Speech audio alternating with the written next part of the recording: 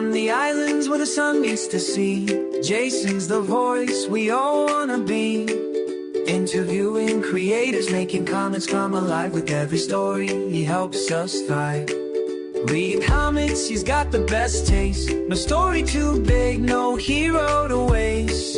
He's the man with the passion and the insight, bringing comics to life, shining bright. Jason from Hawaii, diving in deep, unveiling the stories that we wanna keep. From creators to heroes, he's got the scoop on the comics for fun and profit loops. So tune in, you don't wanna miss. Jason's the voice of comic book bliss.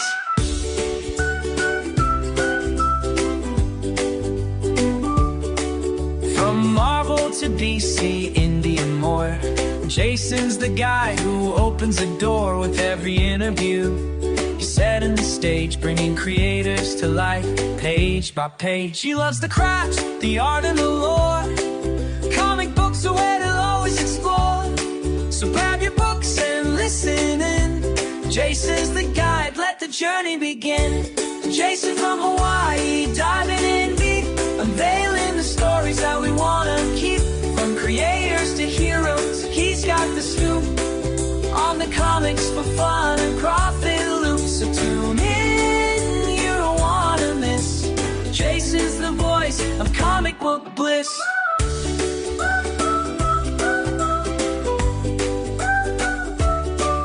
With a heart for comics and a voice that's true, Jason's the co-host, bringing the crew. In every interview, you'll hear the spark, a passion for comics that leaves a mark. Jason from Hawaii, diving in deep, unveiling the stories that we wanna keep. From creators to heroes, he's got the scoop on the comics for fun and profit loops. So tune in, you don't wanna miss. Jason's the voice of comic book bliss. Jason from the islands with comics in his soul. Every episode, he's making it whole. With every page turned and every story told, Jason's the comic book guy, pure gold.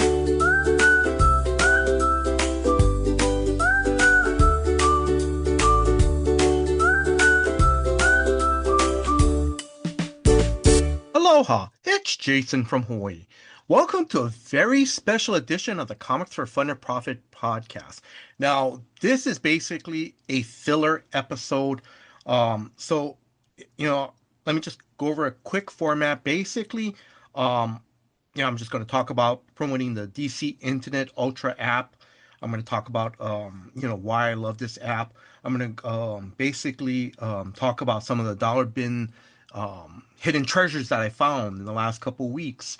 I'm also going to talk about, some trade paperbacks, one that's going to be coming out next week on October 22nd. And let's see, what else? I'm also going to go through some of the movies, digital movies that I purchased, within the last couple of weeks, some great $5 deals. Also some good movies to watch during the Halloween season, and then I'm just going to wrap things up. As I mentioned, this is just basically a filler episode. This is all in the spur of the moment, so you're going to hear some ums, ahs, and hopefully not too much, and hopefully not too much dead space in between. Now, I'm going to start off basically I want to give a shout out to Mike Myers, because I know Mike does his Mike M Weekly Reads. Basically, he has, he's has that format where he goes what comics he bought, recent back issue purchases and so forth, what movies he watched and so forth. So I'm kind of sort of going to go similar to that format. So, Mike, just thank you for that. I just want to give a shout out to you. Just thank you very much for setting up that format. And like I said, this is what the episode's going to be. So first off, I just want to talk about, the DC Internet Ultra app. Now, the annual cost for this app is $120. Now, I believe it's a two-tier app. I think you can just get the regular DC Infinite, and I forgot, at a very lesser price. But I think the I think there's like either 3 or 6 month delay, when the comics come out in stores to when it comes out in the app. I decided to get the DC Infinite Ultra app, the $120 annual one. I love it because, you know, there's only a month delay when the comic book comes out, when the DC comics come out in the stores. All I have to do is wait about a month and it comes out on the app. And you know what I also love too is that I love when they have those like quarterly holiday or seasonal anthology books specials. Kind of like right now, since it's Halloween, they're doing the Zatanna Panic um, Halloween anthology book. I love those. Um, Before I got the app, I used to buy those, whenever they came out. Now, since they're being released on the same day that it comes out in stores, I can just read it on the app. And I just love those anthology books because it's like there's I think about like 8 or 9 short stories in there. It's out of continuity. It's really fun, and there's some stories in there that are just gems you find, that's really great. And in the Satanic Panic one, there's one. Now I'm going on top of my head. Again, it's like I have an outline, but now I'm just kind of going on top of my head. There's one short Batman story that I love in there. It's great. Um, and I believe it's like I think it's 4 or 5, I think it's like 3 or 4 pages, but it's basically, it's, it takes the phrase of the never ending battle. And whenever we hear that, it's always like, yes, it's, you're doing a positive thing. Yes, this is a never ending battle. We're going to keep fighting this. But in this short story, there's a different meaning to it. And I just love it. It's just great. It really is. Um, Now, the other thing too is that the reason why I decided to pick up the DC Infinite Ultra app is, you know, basically it's for budgetary reasons, and also space too as well. It's like, I have one room literally filled with comics, trade paperbacks, omnibuses, you name it. So basically, I have very tight space. I can't collect it. Well, I still buy some monthly comics, but I've really scaled back. So that's why I decided to pick up the app. Now, currently, right now, what I'm reading on the DC Infinite app is Supergirl by Sophie Campbell. I love this. Right now, I believe I think there's all 5 issues right now on the DC Infinite Ultra app. Now, I'm going to be honest. Like when I heard that they were coming out a new Supergirl series, like, I'm not going to bother it. Now this is written by Sophie Campbell. She's the writer, she's the artist. And like I said, I was like, I'm not going to bother with this. But listening to one of the previous Comics for Fun and Profit episodes when Kyle and Drew were going over through the DC catalog, I remember Drew was talking about, how he loves this Supergirl series. So it's kind of going, hey, it's on the app. Why not check it out? I, I'm really not spending $4 on an issue. I'm getting it through the app. Why not? So I read it and I'm loving it. I'm enjoying it. It's very good. So if you guys get a chance, if you guys have the DC Infinite Ultra app, read it on there. Um, you know, or if you're interested in, it's a fun series. It's, there, it talks up, there's a lot of issues about um, social pressures from parents, how to live up to their expectations. It's very well written and it's very well drawn. It's very good. I really love it. Also, too, now I saw this on the shelf a couple months ago. Justice League Red. Now I saw the first issue in the store. Um, it's by Saladin Ahmed is the writer, and Clayton Henry is the artist. So when it came on the app, it was like, hey, I might as well just give it a shot. I did. I love it. It's great. What it is that basically, I love what um, Saladin is doing with Red Tornado. He's basically expanding his he's expanding this character, whereas basically Red Tornado is looking at huge epic events that needs to be stopped. So basically, to me, it just sounds like he's created his own Justice League Black Ops team, where he so far he's already recruited Power Girl, um, Simon Baez, Simon Baz, Green Lantern. I know he's included Cyborg. He's slowly building up the team together. I'm reading the second issue right now, so he's slowly building up the team, and he's sending people on some very questionable missions. So it's trying to figure out what's going on with Red Tornado and stuff. So I can't wait to see where this storyline goes. So it's like I said, so if you get a chance, check it out in the app, or you know give it a shot. Pick it. When you go to your comic book store the next time, if the issue number one is still out on the shelves, pick that up. Um, Now, like I mentioned, it's like I still pick up some monthly titles. Currently from DC, I'm currently picking up Superman Unlimited. That's a great series. That's a great fun series written by Dan Slott. And I think it's Albuquerque Raphael Albuquerque, the artist. That's a fun series to read. Um, I let's the new history of the DC in the new history of the DC universe, the one by Mark Waid right now. I'm picking that up right now.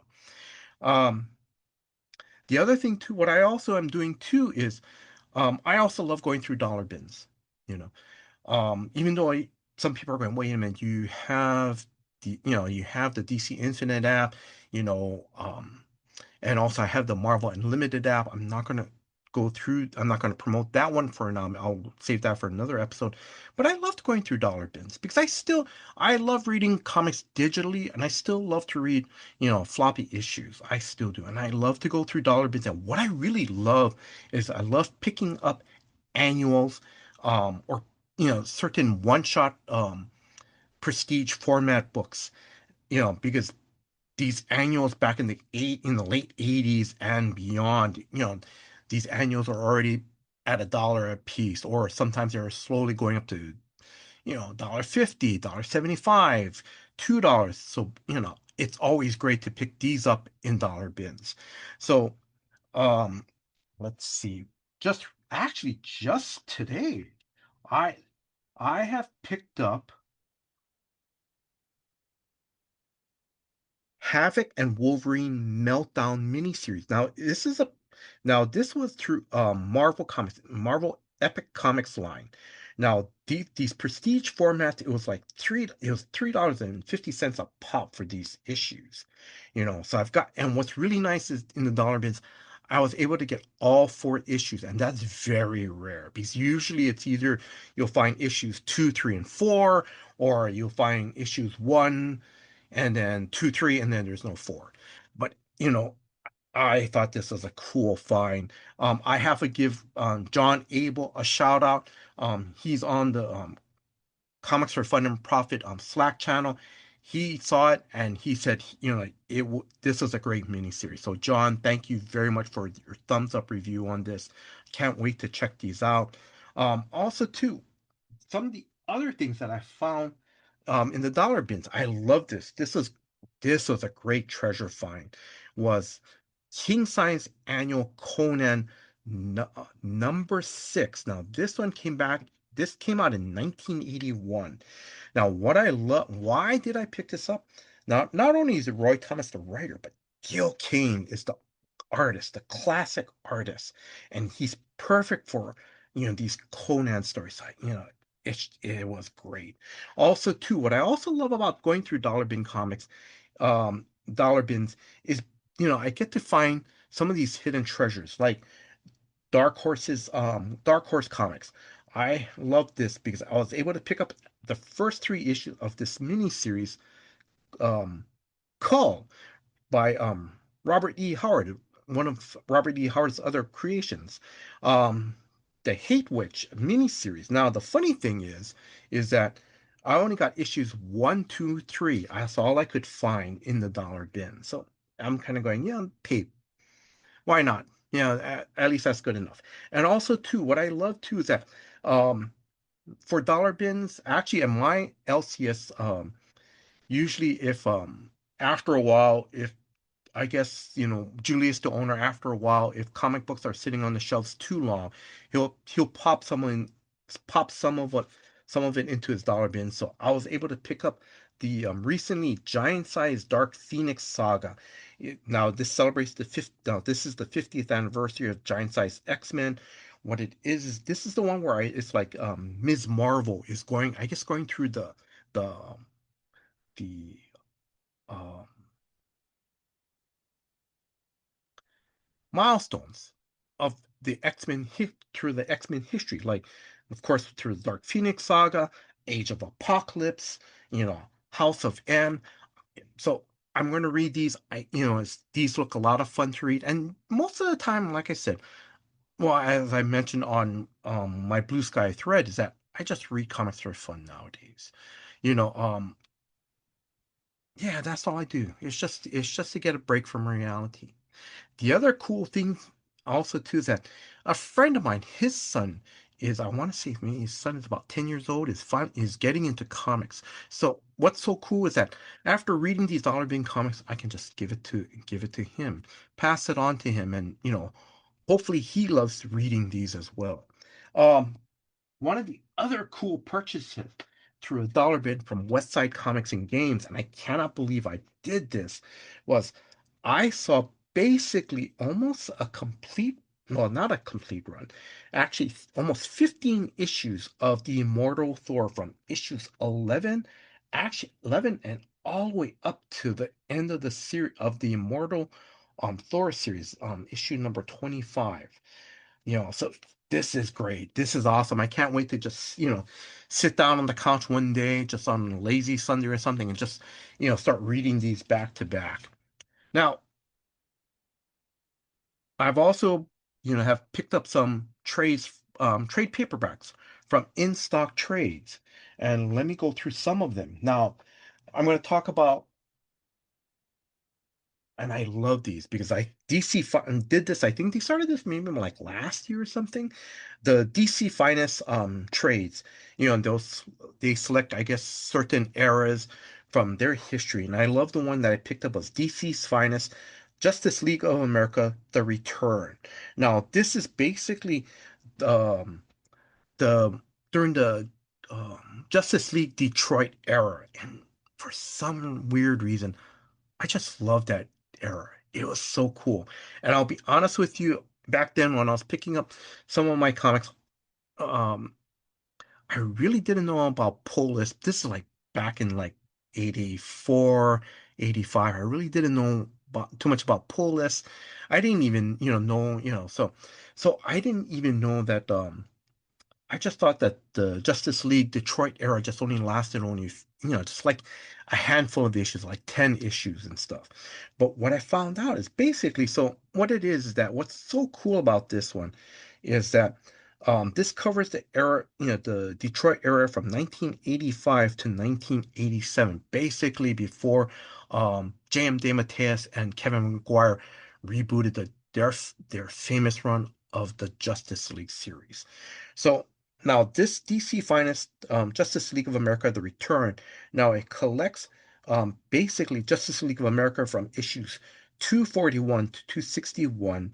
Also includes the Justice League of America Annual Number 3, and it includes a crossover with Infinity Inc. Number 19. So yeah, so I can't wait to read through this. You know, because these are a lot of issues that I missed during that time. So yes, so that's one of the DC Finest I've picked up. The other one actually the other two DC Finest trades I've picked up, and it's so cool, is that it's the Zero Hour Crisis in Time. I picked up both part one and part two. This has basically, now volume one basically has, features basically, all the tie-ins, you know, not only the main miniseries of Zero Hour, but includes the tie-ins and you know, basically how they came out or how they fit in, you know, in between the miniseries. So I really can't sit down and wait to read both of these volumes. This is going to be pretty awesome. Now, since I'm also talking about these DC Finest trades, now Crisis on Infinite Earths Part 1 is going to come out next week on October 22nd. Now, these trades are basically about 40 bucks, but I got mine through in-stock trade, so they give, discounts and so forth. So if you're interested, check out the in-stock trades website for how much the discounts is, so forth. Now, as I mentioned before, DC's Finest Crisis on Infinite Earths Part 1, the reason why I really am going to be picking up this one. I don't know how many volumes. It could be three, it could be four, I don't know.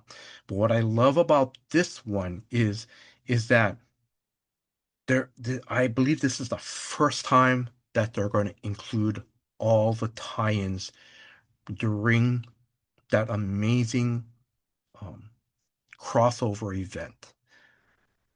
That is going to be awesome because I remember when I picked up these issues monthly, and fun fact, Crisis on Infinite Earths, the miniseries, that was the first time I started to literally become more of a serious collector. I started to pick up two copies of each issue because I thought this was groundbreaking. It was earth-shattering. It was groundbreaking.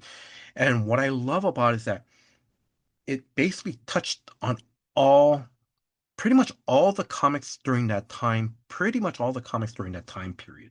So this one, um, this is the first time that they're going to include all the tie-ins, and it's going to be awesome. The interesting thing is I want to see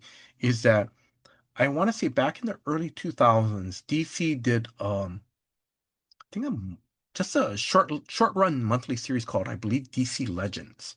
Now I know they promoted they there was one issue that was focused on a, a story of Crisis on Infinite Earths. And it was supposed to take place between, I want to say, issues 5 and 6. And it was written by Marv Wolfman and it was drawn by Paul Ryan. I remember, I think, yeah, I read somewhere, I believe they were trying to get George Perez to come back to do it, but I think because his schedule was too tight and so forth, so they couldn't do it. It's going to be interesting to see if DC's Finest, Crisis on Infinite Earth, if they're going to include that hidden chapter of Crisis on Infinite Earths. What it is was that I remember that story basically because it showed another Earth where, you know, Superman was African American, Batman's Bruce Wayne he was married, he had kids. Um, he was a little bit more softer, a little bit more gentler than Bruce Wayne's, Earth One Batman, because I still remember the scene where I want to say I know it was Rob. I want to say, I don't know if it was Dick Grayson as Robin as one of his kids or adoptive children. And I remember when, you know, the red skies start to appear and the huge cloud thing starts eating up planets. I remember Batman, that Batman of that Earth, the family man, Batman, was looking down at Robin. He goes, let's go home. And I remember Bruce Wayne, Batman of Earth One, was going, where are you going? And that Batman basically said, we're going to go home. Because if this is the end of the world, I want to be with my family. And I hope one day you'll understand that, or I hope you find something like that. And that was so cool. That was, that was, that was, that was a very interesting scene. That was really an awesome scene. So I'm wondering if they're going to include that story into this. So anyway, also too, talking about trades, there's one trade I am interested in picking up. Now, James Rayner, he's the co-host of the Comic Book Page podcast. I just listened to I just listened to their episode, the previous Spotlight episode, and I want to go back. Sorry, I'm kind of so the previous Spotlight episode is they do it every month. John Mayo does it, sending clips for what's coming up in next couple months or so. And if I remember correctly, I think yes. So John James Rayner on previous Spotlight episode number 215, he gave a shout out to this book called The War Trade Paperback. Now this is written by Garth Ennis and drawn by Becky Cloonan. This is great. I'm going to read the solicit. It's from Through Boom Studios. So I'm going to read the solicit. So, um, when the unthinkable becomes reality, a group of friends in New York must confront their worst fears. The outbreak of nuclear war. As society collapses around them, each must choose, a different plan for survival at the end of the world. But with the fallout of nuclear destruction unfolding in real time, survival may be the most terrifying fate of all. Now James mentioned that I believe this was part of an anthology series, Hello Darkness, um, a monthly anthology series. But when James was talking about this, the trade paperback, it's going to come out next year, February 24th, 2026. I'm going to probably order that through InStock Trades. Um, the other thing I remember, one of the things that in the solicit it mentioned something about there's a friends in New York that are worried about, already nuclear war starting. England was already wiped out. When I heard about that, I was wondering if Garth Ennis was making a reference to a movie called Threads. Now, Threads was written by Barry Hines and directed by Mick Jackson. Now this movie was made in 1984. It is now available to watch for free with commercials on Fandango at home. Now basically this at that time, this was the second of three nuclear war movies at that time. The first one was The Day After, that was um, directed by Nicholas Meyer. Harve Bennett was the producer. It was a 3-hour movie on ABC on Sunday night. I remember that one. And then I heard rumors about this movie that England had made called Threads. Now, the third movie during that time period was called Testament. And I want to say, I think it was, I want to say, I know, I want to say, I think it was shown on PBS. Um, that was another one. Basically, it showed more of an intimate scale of what happens to survivors of a nuclear war in a small town that there's no dating, there is some radiation, the radiation and spreads all over, but the scales were going a little bit more down. Like it just focused on a family, what that mother was trying to do to save her children. But so going back to Threads, this movie, like, was made in 1984. It basically followed two families, the Becketts and the Kemps. Now, you know, one family, their daughter Ruth, there was an unplanned pregnancy, and the other family's son Jimmy, they're already start talking about what they're going to do. They're talking about marriage. For the first hour of Threads is basically, it's just everyday life, and in the background you hear about, you know, the United States and Russia, and then how, and they're you know they're there's like a little bit conflicts about what they're trying to do in Iran and so forth, and then all of a sudden, you know, literally about an hour into the movie, you know, nuclear war happens. Um, the story takes place in Sheffield, England. Um, and basically, this movie from that point on is basically there's no melodramatic scenes or anything.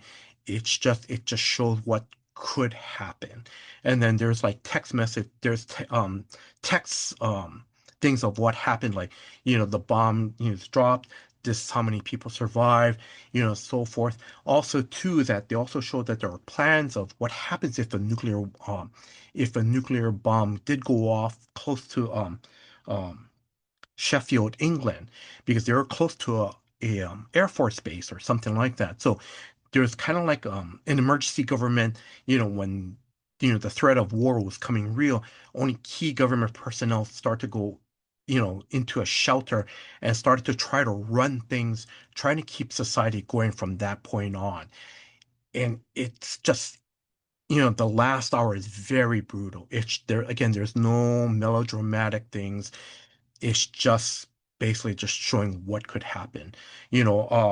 Jimmy, they showed what happened to Jimmy and his family. It shows what happens to Ruth. Basically, through the second half of the movie, you follow Ruth's life, what happens. So she goes to a hospital. The hospital is basically overrun with people, in like the first 2 days of the nuclear attack, and it's just chaos. Um, you know, um, and it just continues on just to show what their survival is and so forth. It shows that basically after the nuclear war, it shows what happens a year after the nuclear winter. Some of they says sunlight starts appearing, but because of there's no ozone layer, the ultraviolet is a little bit more is more intense. People are starting to get skin cancer, cataracts, and so forth. Um, I know one of the scientific advisors was Carl Sagan on this very thought-provoking, devastating movie because again, there's no happy endings in this.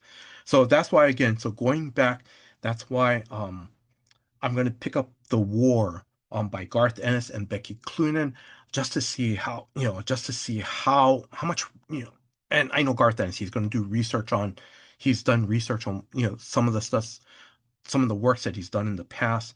I want to see how much research and how much greediness is this story going to be. Um, so let me continue on what I also picked up too.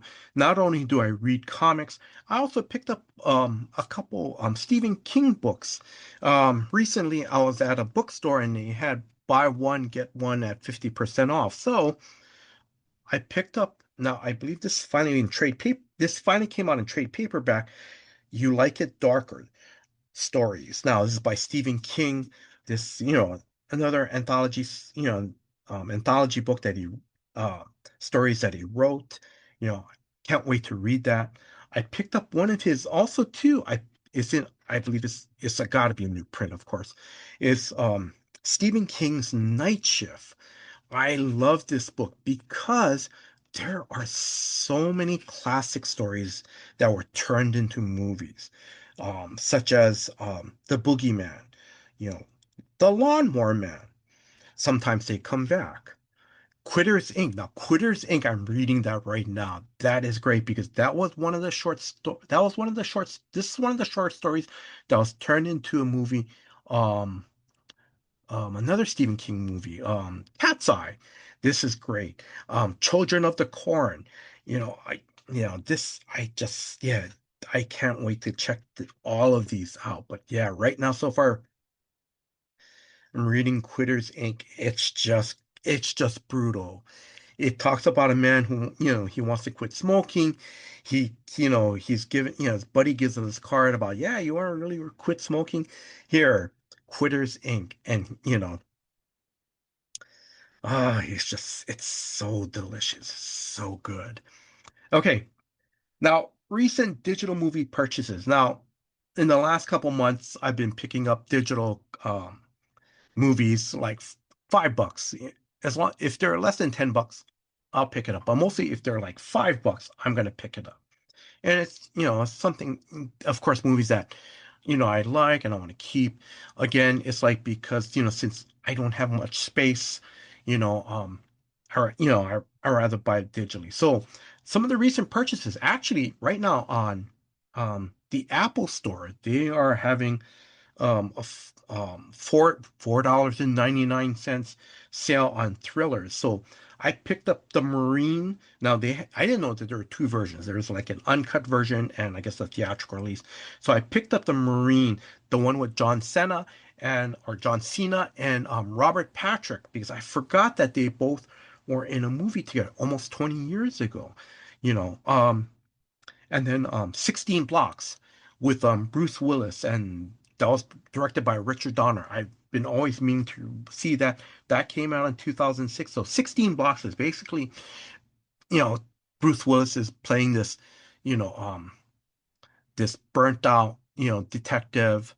You know, he's lost his respects from his colleagues, and he's given this, you know, this basically crappy assignment of taking this one prisoner, you know, to the grand jury, and it only is takes him 16 blocks, and he's got to do it within less than 2 hours. And then, of course, something happens, of course, and it's right, and it's just basically a race against time to trying to get the prisoner to the courthouse alive. The other movie I picked up, now this is a classic. I've only heard about it, The Manchurian Candidate, the 1962 version. Now, that one, I know that was directed, um, I want to say John, the, well, I know Frank Sinatra starred in that movie. And let's see, I want to see who directed it. I want to make sure I know who directed. Angela Lansbury was in that movie as well.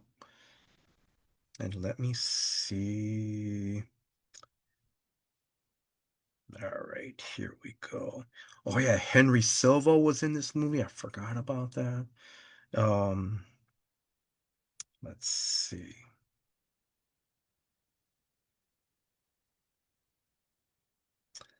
Yep, John Frankenheim. Yes, John Frankenheimer. I'm sorry.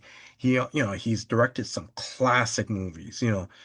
7 Days in May, Ronin with Robert De Niro. I heard that there's an incredible car chase scene, you know, um, in that movie. Oh, show that he did the French Connection too. I want to say he did. I thought he did the French Connection, the first one. So yeah, so I can't wait to, sit down and watch that movie. Also, too, I just recently picked up this movie, and I just thought it just looked fun. That's all it was. It just looked fun. Um, Morning Glory. It's a comedy about a morning news show that's the ratings are literally, are in the cellar. So what it is basically, um, there's a new female news producer, Rachel McAdams, and she's trying to like boost up ratings. And of course, Diane Keaton is plays the one of the co-hosts of this morning show, and they lured Harrison Ford, his character, to come on the morning show. And the it's I've only seen the trailers. It looks so funny because Harrison Ford just plays this grumpy old gruff you know, I'm a serious anchor person, and da da da da da, and I shouldn't be doing this kind of fluff piece. And also too, Jeff Goldblum um is in this. I believe he plays the producer of the morning show. Now, this is produced by J.J. Abrams. And let's see, it's also written by Aline Brosh McKenna, um, best known for The Devil Wears Prada, um, and Roger Michelle um is the director. And I forgot. I forgot what movie he directed, but this just looks a lot of fun. Oh, and also too, Patrick Wilson is in this movie. Um Aquaman and the Conjuring series. He's in this too. So yeah. Now, also too, since this is Halloween, I also want to talk about a couple movies that I picked up that I really love. One was called Rec, REC, basically, is short for recording. So this came out in 2007. This is one of those found footage ones, and this is the one you have to watch the Spanish version. It's very good. It's very intense. you know, and it's supposed to be that that there was a some type of experiment that was going on in this apartment building in the top floor. Nobody knew what was going on. And it was just like a disease outbreak where it turns people into like not zombies, but just maybe zombies, but like crazy infected people, and they're just running around attacking other people. What I love about this was that um, the makers of this movie, they didn't really give too much of a script to the cast. They just basically people would just show up. This is what they would tell them. Okay, just react to whatever and or just react to whatever this is or whatever happens. And there's a cool scene where, people are trying to get out of the building, but basically it's they're quarantined. All of a sudden, all these plastic drapes and everything's all dropped down this like 3, 4 story building. You know, people can't get out. They're all like barricade in. They're trying to get out, and then there's like an open staircase that goes down, and all of a sudden people are just screaming at each other, yelling at each other in the lobby. All of a sudden, a body drops, and you see their normal, natural reactions. They scream and they yell because they have no the actors. That's the act because the actors didn't even know that was going to happen. That was great. The other movie I recommend is called Stakeland. Now, that came out in 2011. It's a very good, very well made independent movie. It's about what happens when vampires take over, well, so far the United States, probably the world. But the focus is on like a vampire, it's more like a vampire apocalypse. So basically, you know, everything is destroyed. Society has broken down. Sorry about that. Society has broken down. Sorry, my mouth is a little dry. Sorry about that. Society is broken down. You know, there are pockets of survivors where they try to, start up their own communities. There's you know, quote unquote religious cults that are doing certain things that are trying to bring in new members. It's very well written, very well directed, and it feels like that world is literally lived in. You know, it's a it's a great independent vampire story. So if you guys get a chance, if you guys I want to say it's on Fandango at home. I think I think it's free with commercials. You can try to find it, or I'm sure you guys could find it someplace, on like Tubi or something and watch it for free. So I'm gonna wrap this up because already, as you guys could hear, my throat is going dry. I'm kind of coughing because I've just been basically talking for almost 30, 40 minutes, and I just wanted to keep this short because this is a filler episode. Um, I want to thank Drew, the host of Comics for Fun and Profit, for letting me do this episode. Drew, just thank you very much for all your hard work behind the scenes. Thank you very much, Drew. And thank you for letting me just, to thank you for letting me contribute to your podcast. Thank you very much. And I want to thank you, the listeners. Thank you very much for your time. Thank you for listening to this episode. You know, um, please, if you guys get a chance, please continue to check out, new episodes of Comics for Fun and Profit, you know, when it comes out. So again, just thank you very much. And I just want to leave this for everybody. It's just, just read what you love, watch what you love, and who cares what anybody else says? If you love it, if it's one of those movies or comics that, people just didn't like, but you love it, hey, that's fine. You know, that's all right. So until next time, guys, aloha.